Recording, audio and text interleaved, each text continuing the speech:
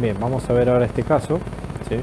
Que se trata de lo siguiente. Nosotros vamos a ver el impacto que tiene un proyectil ante un cuerpo rígido.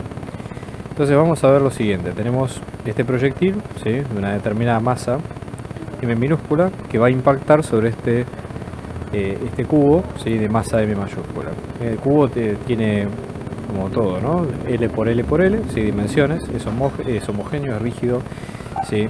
Está situado, digamos, en una mesa horizontal, es como si nosotros viéramos el cubo de arriba, así lo que estamos viendo es que el cubo está ubicado de este lado, ¿sí? En el primer análisis nosotros vamos a despreciar el efecto que tiene la fricción y lo que vemos es que el cubo está en reposo cuando el proyectil, ¿sí? Impacta contra él, y lo que va a ocurrir es que el proyectil se va a incrustar contra él, ¿sí? Entonces va a provocar una determinada rotación, traslación. Veremos qué es lo que ocurre mediante un análisis, ¿no? Lo que vemos es que la tabla o la mesa donde está ubicado el objeto, en este caso, es infinitamente larga, con lo cual nos tenemos que preocuparnos por hacia dónde está yendo y demás. Y la idea es que decir, bueno, varias preguntas. En primer lugar, nos pide que, asumiendo que la velocidad inicial del proyectil sí es conocida, ¿cuál sería la velocidad del centro de masa luego de la colisión? O sea, ¿cuál es la trayectoria que sigue ese centro de masa?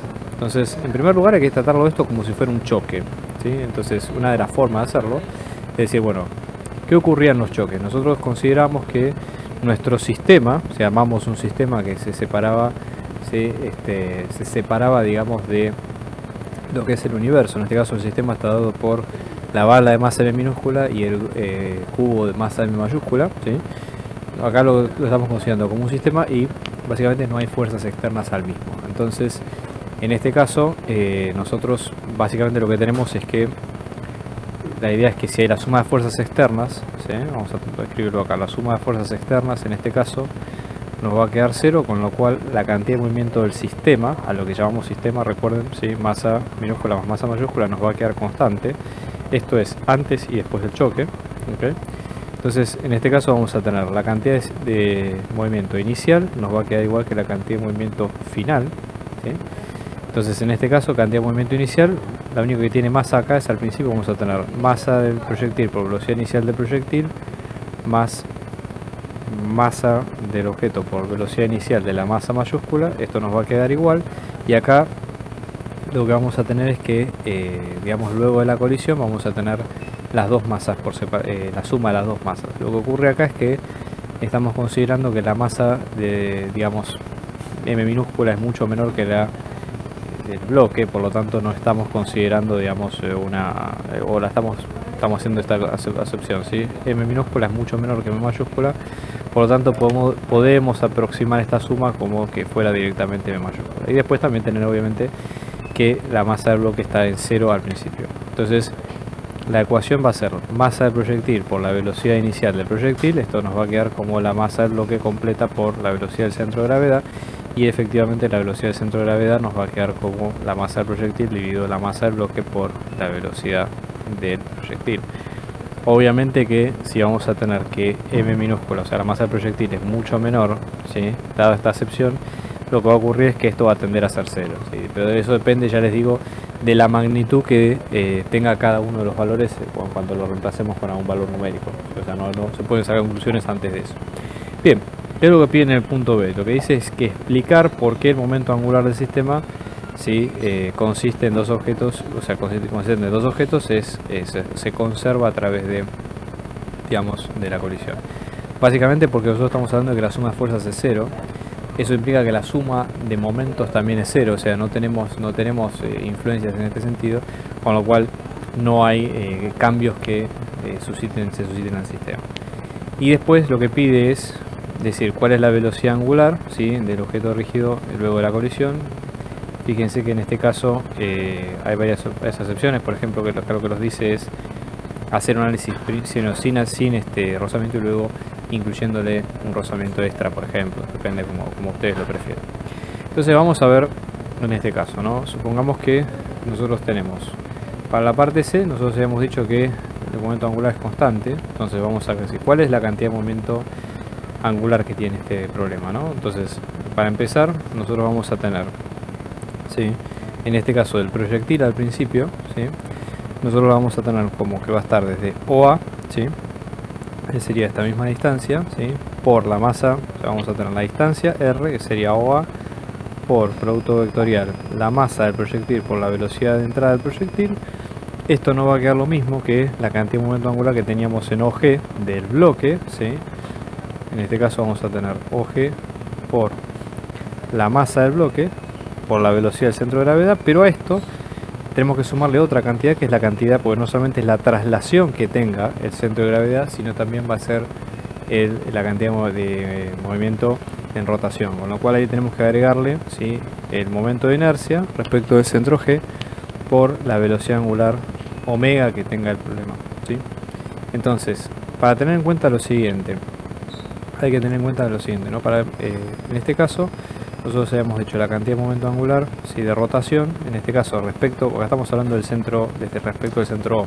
Si lo pensáramos respecto del centro de gravedad, solamente lo que se produciría sería una rotación, ¿sí? Entonces en este caso el momento de inercia sería, o la cantidad de momento angular sería el momento de inercia respecto del centro de gravedad por omega, ¿sí?, nada más.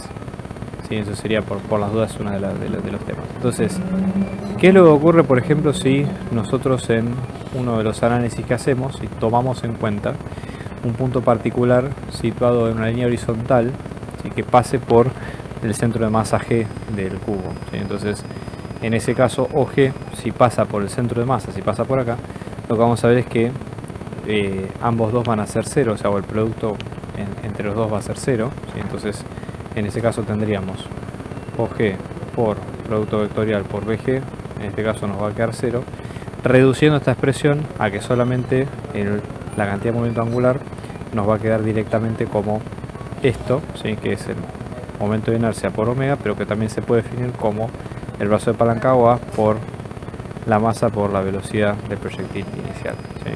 Si nosotros lo pensamos en términos de la longitud y demás, ¿sí?, una de las formas es pensarlo de la siguiente forma, ¿no?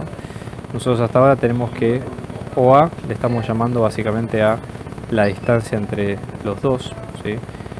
La idea también sería decir, esto está hasta ahora solamente descrito con el eje vertical, pero básicamente una de las formas es decir, bueno, podemos trabajar en términos de la longitud que tiene el cubo, ¿sí?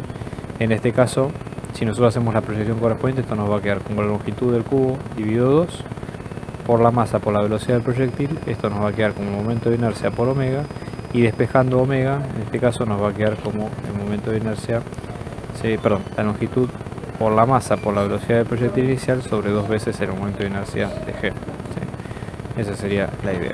Y después el último punto, anteúltimo, perdón, dice cuál es la ecuación de movimiento del centro de masa, ¿sí? Entonces, en ese caso, ¿sí?, la ecuación de movimiento del centro de masa tenemos que sacarla a partir de lo que vimos al principio, ¿sí? ¿Qué pasa, por ejemplo, en la esquina, que es la esquina del choque, ¿sí?, el punto A? La velocidad de A nos va a quedar como la velocidad del centro de masa más la velocidad de rotación, ¿sí?, porque en este caso estamos hablando de un punto que está fuera del centro de rotación del objeto.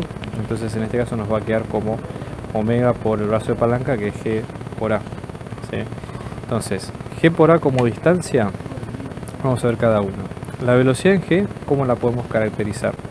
Bueno, nosotros, por ejemplo, supongamos que lo vemos en cada uno de los casos. Nosotros no sabemos la trayectoria que va a tener el centro de gravedad, pero si ubicamos un sistema en IX y, por ejemplo, ortogonal en Z, hacia afuera o hacia dentro de la hoja, lo que vamos a tener es que, como solamente tenemos fuerzas en Y en X, o sea, y en Z se cancelan porque más allá que es la mesa y que hay una normal y demás, lo que nosotros lo que vamos a ver es que la suma de fuerzas da 0, por lo tanto no hay aceleración. Entonces lo que vamos a tener es que la velocidad del centro de gravedad, en este caso nos va a quedar como X punto, ¿sí?, y punto son las derivadas respecto al tiempo de las posiciones y luego 0. Luego tenemos la omega, y si ustedes se fijan solamente es alrededor del eje Z, porque es ortogonal a la hoja, con lo cual en este caso nos queda como 0, 0 y sí 2 puntos, sí punto.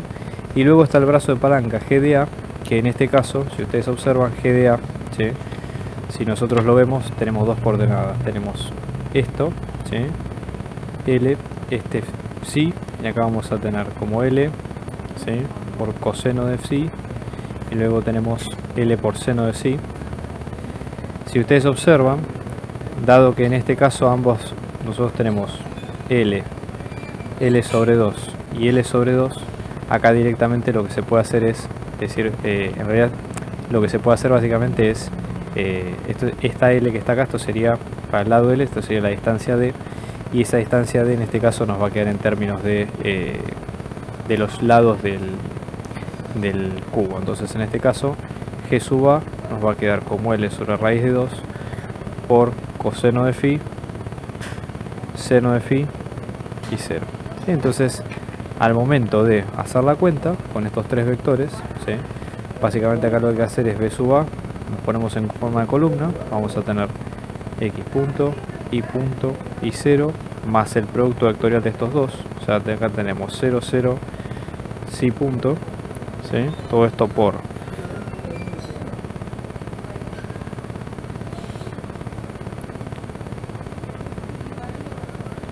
¿sí? Y luego haciendo las cuentas, la velocidad nos va a quedar como X punto menos L sobre raíz de 2 sí punto seno de sí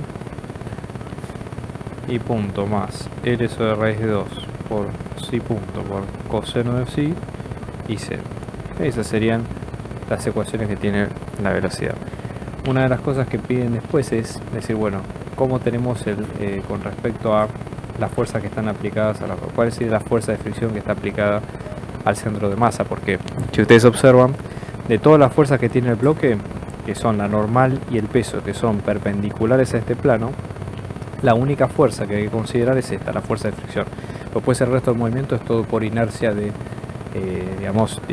movimiento, ¿no? Entonces en este caso lo que vamos a tener es que la suma de fuerzas respecto al centro de gravedad en este caso es la fuerza de fricción F, que en este caso acá por lo menos lo que está aprendiendo el problema es que en este caso en particular es proporcional a la velocidad. ¿Sí? Acá ya les digo, la fuerza de fricción puede obedecer la ley de coeficiente por normal y demás, pero también puede pasar que tenga otro formato como en este caso, ¿sí? La suma de fuerzas acá, esto nos habíamos quedado como que era la masa por la aceleración del centro de gravedad, o lo que es lo mismo la masa por la derivada del vector velocidad del centro de gravedad respecto al tiempo, ¿sí? En este caso fíjense que este vector a nosotros, pero que lo voy a poner a este lado, ¿no? Menos b por la velocidad en A nos había quedado como la masa por la velocidad del centro de gravedad. Esta velocidad, si ustedes recuerdan las componentes, nosotros ya las velocidades en A ya las sacamos recién, y la velocidad en el centro de gravedad es esta componente, ¿sí? Con lo cual si reemplazamos una y la otra, igualamos las componentes en X, en Y, en Z, vamos a tener la solución. Dado que esto ya es, ¿sí? Básicamente lo que hay que hacer es reemplazar por las constantes y demás que faltan, yo lo que voy a hacer es igualar directamente las componentes en X, en Y, en Z, y directamente ya con eso lo resolvemos. Entonces en X lo que vamos a tener es masa por X dos puntos, que es la aceleración, ¿sí? En este caso esto nos va a quedar como menos b por X punto menos L sobre raíz de 2 por psi punto por seno de psi, ¿sí? Y luego en Y lo que vamos a tener es masa por Y dos puntos, esto nos va a quedar como menos b por Y punto más L sobre raíz de 2 por psi punto por coseno de psi, ¿okay? Y con eso ya tenemos las ecuaciones de cómo viene la aceleración para cada una de las coordenadas. Y después la siguiente pregunta, ¿sí?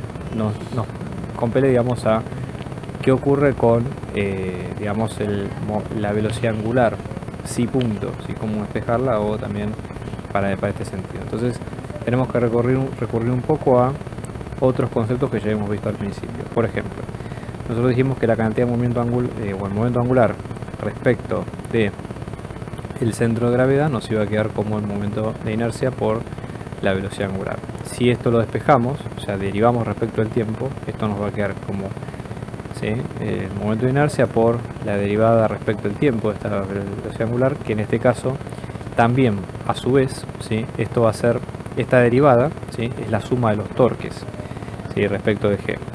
¿Qué ocurre? En este caso el único que genera torque, ¿sí? Va a ser G por A, ¿sí? Y el rozamiento que en este caso está implícito dentro de la fuerza en cuestión, o sea que esto nos va a quedar como G por A por menos B por la velocidad en A, ¿sí? En este caso acá recuerden que es la fuerza de fricción. La fuerza de fricción nosotros estamos considerando que está aplicada, ¿sí? Fíjense que en este caso lo que dice el enunciado, ¿sí?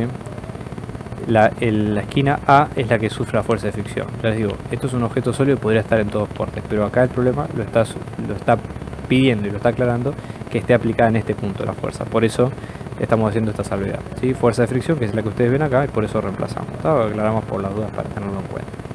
Después lo que hay que hacer es más que nada matemático. Fíjense, la velociana ya la despejamos de antes en forma matricial, así que lo que habría que hacer en este punto es reemplazar toda esta matriz acá.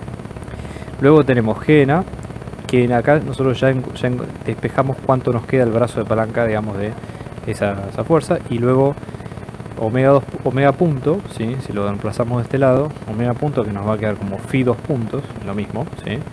En este caso nos va a quedar como 0, 0, phi 2 puntos en z, ¿sí? Entonces, eso por un lado. Y acá no hace falta que despejemos el momento de inercia porque está expresado, así que lo que hay que hacer es reemplazar esta matriz en forma de columna, esta matriz en forma de columna, esta matriz en forma de columna. Fíjense que son todas matrices de 3 por 1 y luego reemplazar. Sí, así que no se preocupen, ¿tá? El resultado final de eso, que ya les digo es más que nada operativo, momento de inercia de G por la velocidad angular de psi, esto nos va a quedar como menos b por L sobre raíz de 2 por I punto por coseno de psi menos X punto por seno de psi más L sobre raíz de 2 por psi punto. Sí, ese sería. Y también de acá también lo pueden despejar en términos de psi solo, pasando viendo el momento de inercia y demás.